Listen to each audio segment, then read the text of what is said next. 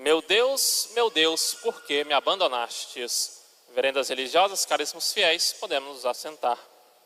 Celebrando e abrindo a Semana Santa, nós temos a entrada triunfal de nosso Senhor Jesus Cristo em Jerusalém, o Domingo de Ramos, a festa em que comemoramos nosso Senhor Jesus Cristo como Rei. Pilatos escreveu na cruz: Jesus de Nazaré, Rei dos Judeus. E justamente o título Crucis nós comemoramos hoje, junto com as criancinhas, com os hebreus, com os judeus, nós cantamos Hosana ao Filho de Davi. Porém, diferentemente dos judeus que vão cantar Hosana a Jesus, vão louvá-lo como Filho de Davi, porém facilmente serão persuadidos a gritarem, alguns dias depois: crucifica-o, crucifica-o. Os judeus tiveram inúmeras provas de que aquele ali de fato era o Messias. Quantos milagres Jesus não fez? Quantos milagres nosso Senhor demonstrou de modo que todas as profecias tivessem o seu cumprimento? Tudo aquilo que foi profetizado acerca do Filho do Homem, nós vimos nosso Senhor realizar nos evangelhos. Os pagãos, ao contrário, antes de verem milagre algum, apenas surgindo a estrela no Oriente, correram para adorá-lo. Os judeus esperaram o último momento para em apenas um dia louvar Jesus Cristo. Enquanto que os pagãos, como que ultrapassando os judeus em velocidade, em pressa para encontrar o Senhor, correram na frente e lhe ofertaram ouro, incenso e mirra. É por isso que nosso Senhor veio para salvar os judeus, mas esses que eram seus não o receberam. Os santos padres, comentando acerca da entrada de nosso Senhor em Jerusalém, dizem que nosso Senhor estava sobre uma jumenta e o seu filho pequeno, o jumentinho. E eles vão falar que esses dois são exemplos do povo judeu que não seguiu a Cristo, mas que estava sob a lei de Deus, Deus estava sobre eles, assim como Cristo estava sobre aquele jumentinho. Os judeus tinham a lei, conheciam a lei, porém não quiseram adorar o Salvador. Conheciam as profecias, mas não quiseram receber o Messias. Pela lei pecaram, pela lei se perderam. E aquele pequeno jumentinho vai ser símbolo do paganismo, porque judeus e pagãos vão trabalhar quase que juntos para a condenação de Cristo. São os sumos sacerdotes e Pilatos, trabalhando juntos para condenar o Senhor. Pilatos, de fato, queria salvá-lo, mas a sua covardia, o seu medo, o seu apego excessivo, a sua condição de governador da Judéia, lhe fez temer aceitar Cristo como Deus. Que absurdo, não encontro neste homem crime algum, e o condena à morte.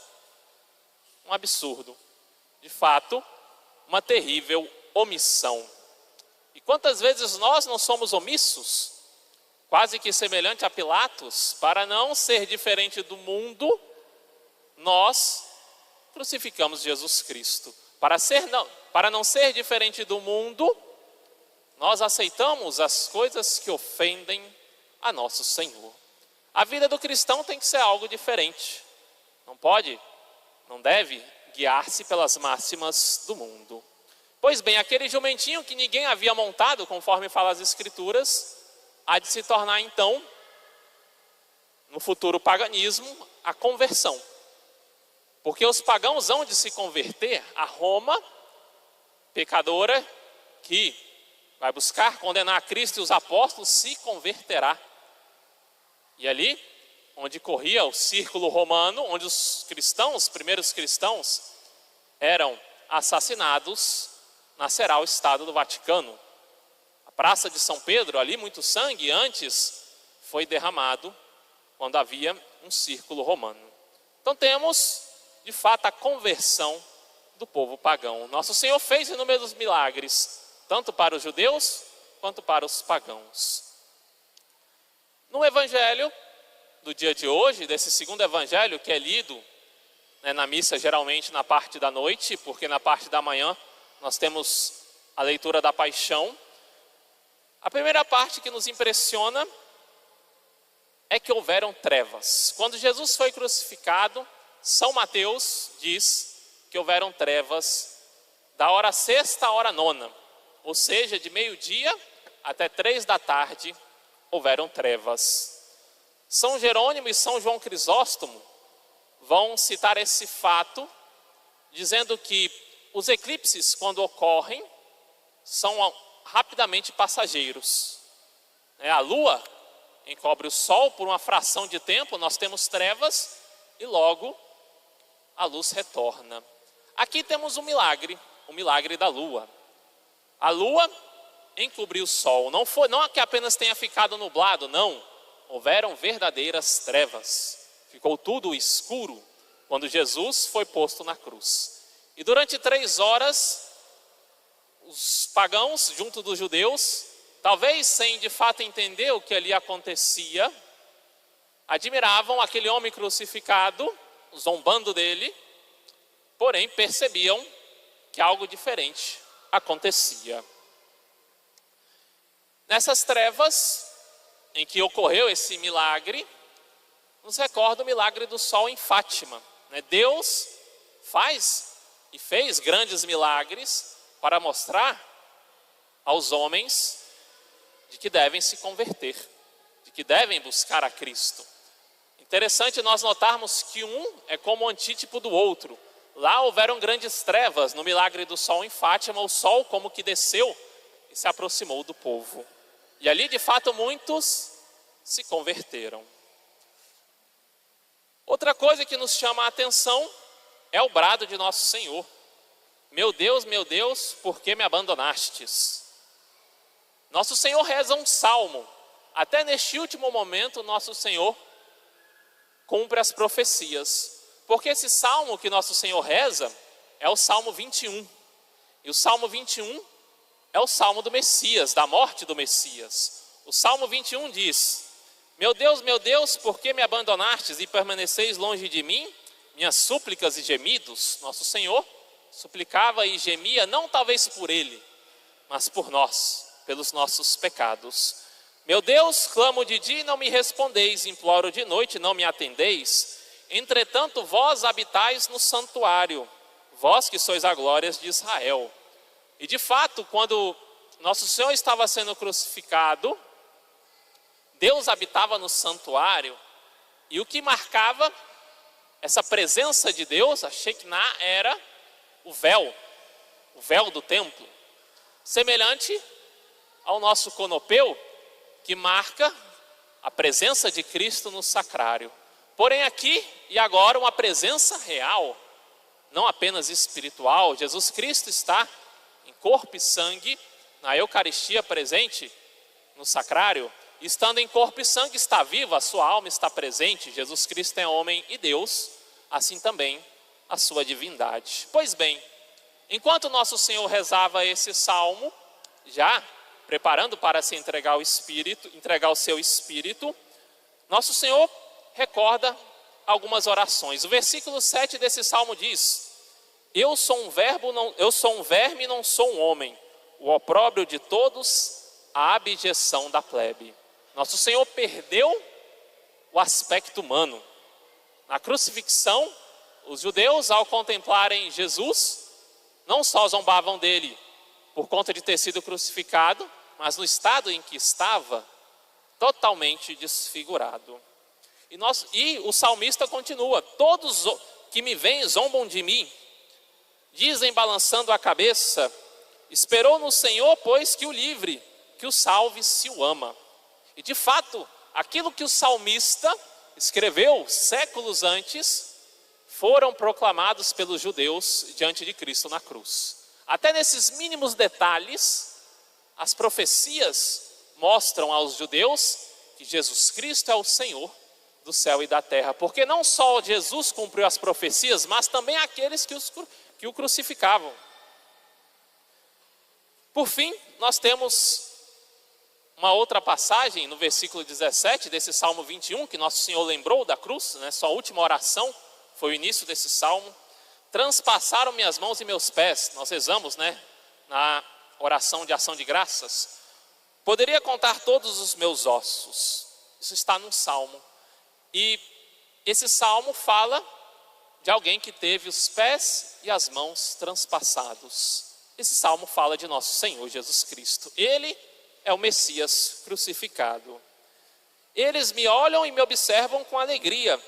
Repartiram entre si minhas vestes. Mais uma prova em que a profecia se cumpriu. Os judeus, os romanos, tomaram as vestes de Cristo e lançaram a sorte e repartiram as suas vestes.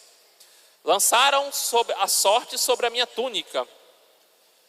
E esse salmo termina com duas profecias. A primeira, hão de se lembrar do Senhor e a ele se converter todos os povos da terra. E de fato, o mundo inteiro, a humanidade, recebeu o Evangelho. Muitos se converteram. A igreja está por todo o canto, anunciando a salvação. E São Paulo profetiza que quando os judeus proclamarem que Jesus Cristo é o Filho de Deus, então de fato teremos a segunda vinda de nosso Senhor Jesus Cristo.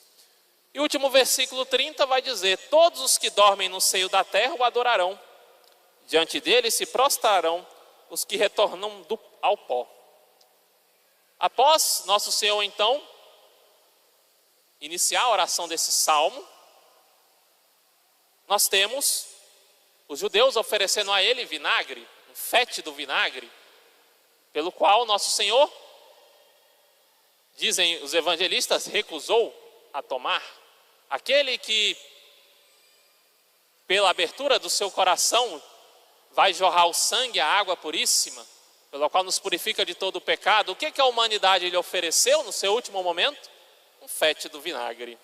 Aquele que transformou água em vinho, e aquele vinho foi um vinho de sabor elevadíssimo, recebe no seu último momento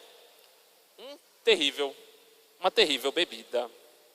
Jesus então rende o espírito, a sua alma, o seu espírito sai do seu corpo, é a morte, a separação entre alma e corpo. Nosso Senhor, com seu corpo divino, está ali morto na cruz. E ao render o seu espírito, antes, ele dá um forte brado. Isso demonstra, nesse forte brado de Cristo, de que ele entrega livremente a sua alma. Que homem, após ter sido flagelado, carregar a cruz, está 3 horas crucificado, passando uma falta de ar, sofrendo, poderia dar um alto brado? Apenas Deus. Nosso Senhor mostra que estava forte, que Deus tem uma força infinita. E então, há um grande tremor de terra. E o véu do templo se rasga. Ou seja, quando Cristo rende o Espírito e sobe ao Pai, ao mesmo tempo, a presença de Deus que havia no templo desaparece.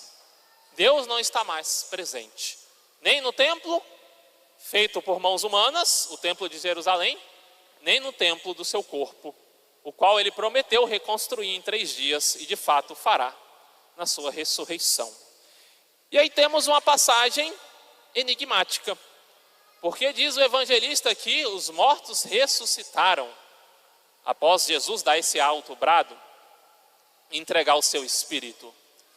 Tanto São Jerônimo quanto São João Crisóstomo vão dizer que a alma dos justos, como numa aparição pela qual muitos viram, foram ao encontro de Cristo.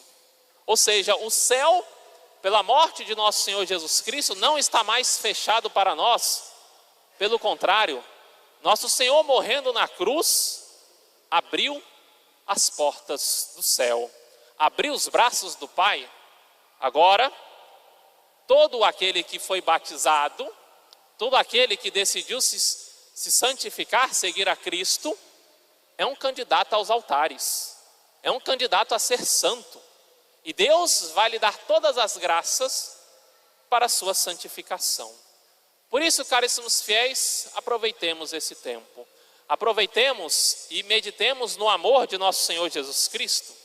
São Paulo, em Filipenses, como foi lido na epístola, vai dizer que nós temos que ter os mesmos sentimentos de Cristo. Ou seja, se rebaixar, ter a humildade, saber que sozinho não irei conseguir a salvação, saber que eu preciso, rebaixado, quase que humilhado, suplicar a nosso Senhor Jesus Cristo, porque Ele se humilhou, Ele se fez homem sendo Deus, Ele se fez servo e escravo por amor a nós.